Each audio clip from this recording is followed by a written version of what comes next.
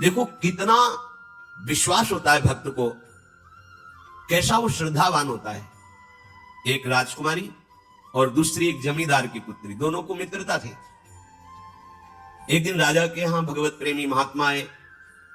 वो संत सेवी राजा थे, महात्मा जन आते रहते थे और महात्माओं का कार्य ही होता है निरंतर अपने प्रभु की सेवा और सुमिरन में मगन रहना। सेवा सुमिरन ये बहुत बड़ी सामर्थ्य है। अगर हम हर समय सेवा और सुमिरन में रहे तो कभी कोई माया प्रपंच हमें परास्त नहीं कर सकता। जहां हम सेवा सुमिरन से अलग हुए वहीं माया का प्रभाव पड़ता है। भगवान का शालिग्राम स्वरूप उनके पास था, खूब भाव से सेवा कर रहे थे और नवीन अवस्था की कोमल हृदय वाली ये दोनों सखियां देख रही थी। इनके मन में आया ऐसे हम भी ठाकुर सेवा करेंगे। देखने से सुनने से हमारे हृदय में प्रभाव पड़ता है। गंदी बातें देखेंगे, गंदी बातें सुनेंगे, उसी का चिंतन होगा, हृदय गंदे आचरणों की प्रेरणा वाला बन जाएगा। अगर हम भागवतिक बातें सुनेंगे, भागवतिक दर्शन करेंगे तो भागवतिक चिंतन होगा, हृदय भागवतिक प्रेरणा वाला बन जाएगा। कई दिन संत भगवान रुके, रोज सेवा कीर्तन कथा, सरल हृदया। उन दोनों सखियों में बात आई कि चल करके संत भगवान से कहते हमको भी ठाकुर जी दीजिए। दोनों ने चरण पकड़कर प्रार्थना की, गुरुदेव हमारे हृदय में भी इच्छा हो रही कि हमें ठाकुर सेवा मिले। अब दोनों बच्चे ही थे। संत भगवान ने विचार किया सेवा पद्धति में बहुत सावधानी की आवश्यकता होती है। अभी ये बच्चे हैं, कहीं सेवा अपराध न बन जाए। सेवा अपराध भी होता है। उपासना में चलने वाले उपासक को सेवा अपराध और उप सेवा अपराध 32 ये 64, इन पर सावधान रहना चाहिए। ये गलती नहीं होनी चाहिए। जैसे आप ठाकुर सेवक हैं, अपने घर में सेवा विराजमान किए हुए हैं। अब जैसे आपको ठाकुर जी के दर्शन के लिए जाना है, जहां तक ठाकुर जी के दर्शन करने के लिए जाना है, हो सके तो पादुका न पहने, नंगे पैर दर्शन करने जाए। यदि आप में ऐसी सामर्थ्य नहीं है किसी कारण से, तो सीढ़ियों में पादुका नहीं पहनना चाहिए। जहां से मंदिर की सीढ़ियां हैं, पादुका उतार कर माथा रखकर सीढ़ी में फिर चढ़ना चाहिए। खड़ाओं या पादुका पहन करके श्री विग्रह के दर्शन करने के लिए जाने में फिर अपराध लगता है। अरे अपने मालिक के दर्शन करने जा रहे हैं, स्वामी के दर्शन करने जा रहे हैं, प्रभु के दर्शन करने जा रहे हैं, तो अपनी कुटिया से और मंदिर तक नंगे पैर जाना चाहिए। ये भावना रखनी चाहिए। भरत जी जा रहे हैं प्रभु के दर्शन करने के लिए, अयोध्या से पैदल ही चले थे, तो सुकुमार चरणारविंद तो बड़े बड़े फफों के छाले पड़ गए थे। वशिष्ठ जी ने देखा, सबने मिलकर भरत जी से कहा पालकी पे बैठ जाइए। तो उनका हाँ, मेरे प्रभु यहाँ नंगे पैर चले हैं और मैं पालकी पे बैठ जाऊं? उचित तो यह है कि अपने प्रभु के दर्शन के लिए मैं जा रहा हूं, तो जहां जहां प्रभु के चरण पड़े वहां मेरा शीश पड़े, अर्थात सिर भर जाऊं। उचित समोरा सबते सेवक धर्म कठोरा, यहां मैं सर के बल चल के जाऊं, पर असमर्थ हूं। तो आप कह रहे हैं पैर में छाले पड़ गए, आप सवारी में बैठ जाइए, ऐसा नहीं हो सकता। तो अपने प्रभु के दर्शन करने के लिए जब जाए तो हो सके सामर्थ्य हो तो पादुका न पहने, कोई खड़ाऊं चप्पल जूता आदि ना पहने। अगर पहने हैं तो बस सीढ़ी तक ही पहन कर जाए, ऊपर सीढ़ियों की नहीं। इतने सुकुमार मत बनो, ये आग में जलाया जाएगा शरीर, ये गाड़ दिया जाएगा शरीर, इससे ज्यादा प्यार ना करो। अब इतना दृढ़ विश्वास कि ये बच्चे हैं, सेवा भाव कैसे पूर्ण कर पाएंगे? तो उन संत भगवान ने दोनों बच्चियों से कहा कल ठाकुर जी लाएंगे, हम आपको दे देंगे। तो गांव में घूमे तो आसपास गोले गोले से पत्थर मिले, पत्थर लाए 2 और कहा कि ये लो तुम्हारे ठाकुर जी हैं। दोनों को देखो, गुरु वचनों पर और गुरु प्रदत्त सेवा वस्तु पर कितना भाव होना चाहिए। उन्होंने दृढ़ विश्वास किया कि मुझे भगवान गुरुदेव ने दिया, ये भगवान है मेरे। दोनों ने अपने हृदय से लगाया। अब एक जमींदार की पुत्री थी, एक राजकुमारी, स्वर्ण के सिंहासन में, और उनका नाम रखा शिल्पिल्ले ठाकुर। शिल मतलब पत्थर, तो उनका तुम्हारे ठाकुर का नाम शिल्पिल्ले गोविंद है। दोनों सिंहासन पर रखकर आराधना करती, भाव प्रतिपल बढ़ता गया, नाम निरंतर जप। गुरु प्रदत्त ठाकुर पर विशेष चमत्कार हृदय में प्रकट होता है यदि उन्हीं की नियमावली से चलो। अपने मन से बाजार से खरीद लाए, विराजमान किए हैं, कभी सेवा की कभी नहीं की, वो भी अच्छा है, कम से कम भागवतिक भाव तो है। लेकिन सिद्धि जो प्राप्त होती है वो गुरु कृपा से, गुरु प्रदत्त ठाकुर से। जैसे धन्ना जी को भांग के बट्टे में ठाकुर जी प्रकाशित हो गए, गुरु प्रदत्त। अब ये सखियां जब बड़ी हुई तो इनके ब्याह की बात हुई।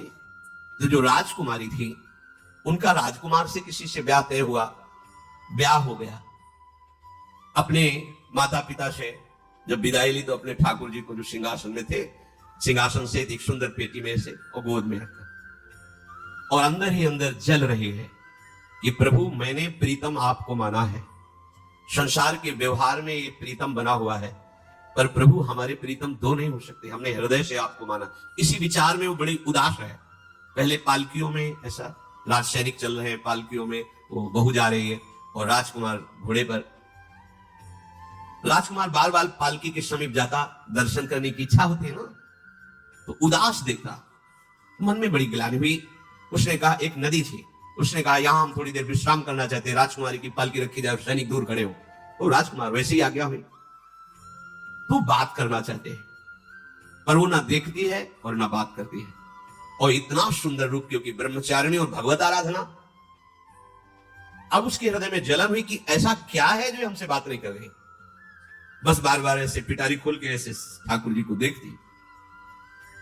नाम जप और सेवा के प्रभाव से वो सिल नहीं रह गया था, वहां उसको सावरे श्याम सुंदर की झांकी मिलती थी। जब अपने शिल्पिले ठाकुर जी को देखती तो ललित त्रिभंगी श्री लालजू महाराज श्याम सुंदर दिखा, अत्यंत आसक्ति। गुरु प्रदत्त किसी भी शब्द में, किसी भी वस्तु में दिव्यता होती है, बस हमारी भावना होनी चाहिए। अरे बोले ये हम नहीं दे सकते, ये गुरु प्रदत्त है, नहीं हम प्राण दे सकते, लेकिन ये नहीं। जिसका गुरु वचन पर, गुरु प्रदत्त वस्तु पर, गुरु प्रदत्त ठाकुर पर दृढ़ निष्ठा हो गई, वही सिद्ध हो जाता है। अब उसने समझ लिया कि पिटारी में जो कुछ है यही हमारे और राजकुमारी के बीच में बाधा है। दो चार दासियों को बुलाया और कहा इनको बातों में उलझाओ, पिटारी पीछे हमें दो। और प्रवीण दासियां उनको विनोद भाषा में, हंसी मजाक में बात, लेकिन वो उदासीन। धीरे से गोद में पेटी थी, ले ली, हम लिए हुए हैं, अब बातचीत में सारा, और पेटी उनको दे दी। राजकुमार ने राजकुमारी से कहा यही पेटी तो हमारे आपके बीच में बात, फेंक दी नदी में। अब तो जो उसके हृदय में पीड़ा हुई, भारी व्याकुलता। अब राजकुमार सैनिकों के साथ तुरंत पालकी उठवाई, मैं ले गया, पर वो आसक्त है, इतनी सुंदर राजकुमारी, क्योंकि भागवती तेज से संपन्न में आकर्षण होता है। राजकुमारी ने कहा यदि हमारे ठाकुर नहीं तो मैं नहीं, आज से अन्न जल त्याग, प्राण त्याग दूंगी अगर हमारे ठाकुर जी हमारे समीप नहीं तो। आज से अब एक बूंद पा, कैसे पिए, अपने ठाकुर को भोग लगा के पाला है और ठाकुर जी फेंक दिए गए। भारी व्याकुलता, जैसे मीरा जी कहते दृश्य बिन दुख न लागे नहीं, न रात में नींद है न दिन में अन्न जल है, व्याकुलता। अब भयभीत हो गया राजकुमार। पूरा महल इस विषाद से हो गया कि अगर नवीन राजकुमारी प्राण त्याग देती है तो क्या होगा लोक समाज में। ये अभी नवीन राजकुमारी गई, ये लोग ऐसे निर्दयी है कि ऐसा व्यवहार किया कि उसने प्राण त्याग दिया। राजकुमार घुटने में आ गया, घुटने टेक कर राजकुमारी से कहा मैं तुम्हें दुखी नहीं करना चाहता, पर मैं तुमको छोड़ भी नहीं सकता। अब हमें आप वो उपाय बताओ जिससे आप मुस्कुरा दो, आप प्रसन्न हो जाओ। तो उनका हम अपने ठाकुर के बिना जीवित नहीं रह सकते, यदि आप हमें जीवित देखना चाहते तो हमारे ठाकुर जी ला के दो। हमारी भागवतिक निष्ठा ऐसी होनी चाहिए कि जो गुरु जी ने मंत्र दिया है, जो गुरु जी ने उपासना दी है, उसमें दृढ़ विश्वास होना चाहिए। हमारे अंदर किंचन मात्र फिसलाव नहीं होना चाहिए। और आगे जो महामहिम सूत्र है, जब तक हमारा मन प्रभु में समर्पित ना हो जाए तब तक पाप होने की संभावना होती है, बड़े बड़ों से चूक हो जाती है। इसमें यह नहीं कहा जा सकता कि हम इतने वर्ष से साधन में लगे हमसे चूक नहीं होगी, ये तो भूल जाना। बड़े बड़ों से चूक करवा देना माया का कार्य होता है, पर जिनका मन प्रभु को समर्पित हो गया है उनसे चूक नहीं हो सकती। इसलिए जो अगला सूत्र वर्णन किया कि जितने भी पापाचरण होते हैं वो सब मेरे से होते हैं, ऐसा उपासक दृढ़ निश्चय करे। ऐसा नहीं कि पापाचरण भगवान से, भगवान करा रहे हैं। ये लोगों का एक प्रश्न होता है कि जब सब कुछ भगवान करा रहे हैं, भगवान की इच्छा के बिना पत्ता भी नहीं हिलता, तो जो हम पापाचरण, गलत आचरण, वो भी तो भगवान ही करा रहे हैं। इस विषय को समझना है। आज के समाज का जो मानसिक स्तर है, जब हम त्याग की बात करते हैं कि गंदे आचरण नहीं करने चाहिए, तो जो समझाया जाता है, जो समझ है आज की आधुनिक, वो ये समझ है, कुछ ऐसे जनों ने ये निर्धारित भी किया है कि बहुत भोग कर लेने पर भी समाधि की प्राप्ति होती है। अगर ऐसा होता तो लाखों लोग समाधि को प्राप्त होते, लाखों लोग बिना साधना के। क्यों? बचपन से लेकर के पूरे जीवन तक भोग ही भोग रहे, सब समाधि में पहुंच जाते। प्रायः सबके दिमाग में बात बैठी है कि अगर हम भोग ले तो हम मन को समझा सकते हैं, लेकिन आप बात अनुभव की समझ लीजिए कि आप भोगने के लिए जो ही गए तो मन के गुलाम बन करके गया, वो कभी तुम्हें मुक्त होने का अवसर नहीं देगा। जैसे हम भोजन कर लेते हैं तो लगता है कुछ नहीं, लेकिन 6 घंटे व्यतीत होते होते पर्चा बन जाएगा कि ये चीज फिर चाहिए खाने को। ऐसे ही कोई भोग भोगने के बाद कुछ क्षण के लिए उससे विरति हो जाती है, ठीक है, लेकिन फिर कुछ मिनट होने के बाद फिर नई स्फुरणा, नया संकल्प, नई क्रिया, नई भोग वासना सब हृदय में देख लो। इसके लिए किसी और से सलाह लेने की जरूरत नहीं। इसलिए ये जो संतों का मत है, शास्त्र का मत है कि भोगों के भोगने से भोग वासना दृढ़ होती है, कामना बढ़ती है, ना कि शांति मिलती है। लेकिन आधुनिकता में भोगों को भोगने से शांति मिलती है, ऐसी धारणा बनी हुई है, और ये गलत है। और ये इतनी गलत हो जाती है कि हम हत्या करने लगते हैं, हिंसा करने लगते हैं, पूज्य जनों के साथ दुर्व्यवहार करने लगते हैं। आज तक भोगों में इति नहीं हुई। देवयानी जी भगवान शुक्राचार्य जी की पुत्री हैं।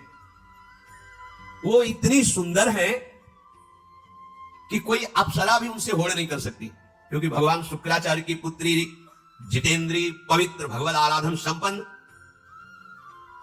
बड़ा प्रसंग है, उसको ना लेते हुए हम सारांश में बता रहे।